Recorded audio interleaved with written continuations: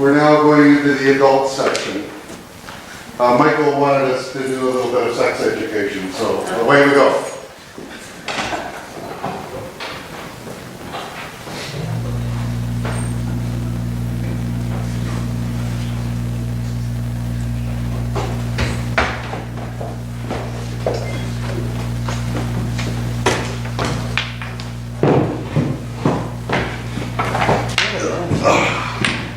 What have you done?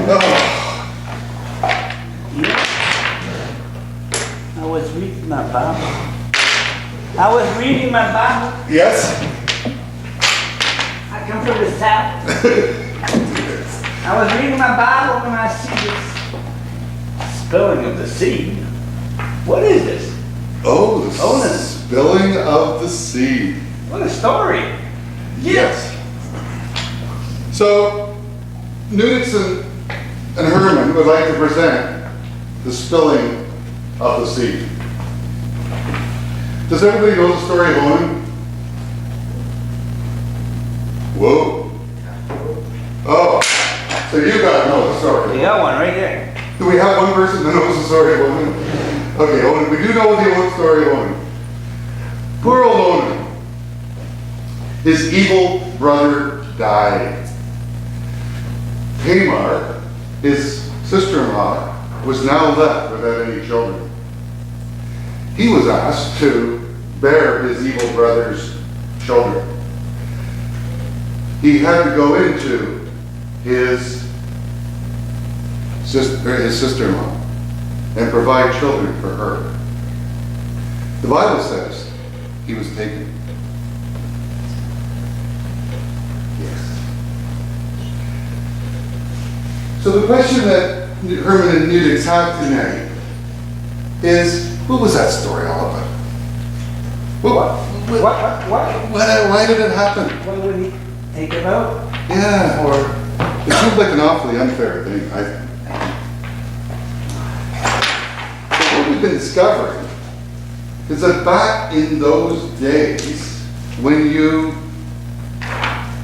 brother died, you did get a chance to take your sister-in-law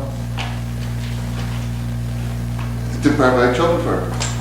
That was just the thing they did. It was the tradition of the day. The other thing that happened back in those days, they thought, as even some societies have today, that the male semen had everything in it to make a child. Everything. It was a perfect everything. Very small children. Very small children. But they needed an oven. Oh. So that was the lady's part. And so the male was supplying everything there was to be a child. Guess what?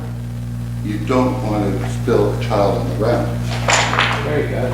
So in those days, it was tantamount to murder. Very bad thing. So the males thought they had everything going. And the poor women were the ovens. So to be barren in those days was a very bad thing. Because the males would say, "What?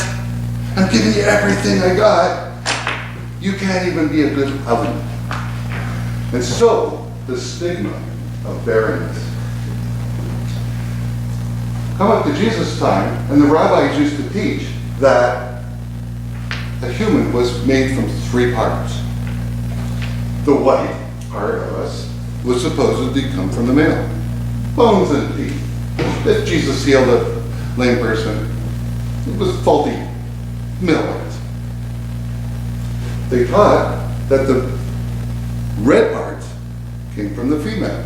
If you had an issue of blood or Jesus healed that, he healed the deficient female part. The black parts were taught came from God. One of the black parts is the eye, the pupil of the eye. That was a part that was supplied by God. Now, if that person was blind, there was something deficient. God had no part. God had not supplied the God part. When Jesus came along and started healing the blind, it was way more than healing a lame person. Way more than healing a person with an issue of blood. He was saying, Joe Daniels, where are you? I am God. The healing of a blind person. He was basically telling the group that I am God. I am supplying the God work. Wow. So, it's very important to know your sex education in the Bible. You might miss the story. So when did he die? You what? Why did he die? The seed? No, Onan. Well, do you want to go through the little story? Please. Well, I think he died because he didn't follow the traditions of the day. It's quite easy. He was quite selfish. Or he probably just didn't wipe himself up properly after sex. That can't be right. What? You're talking about 83% of the guys I know. Nudix. Yeah.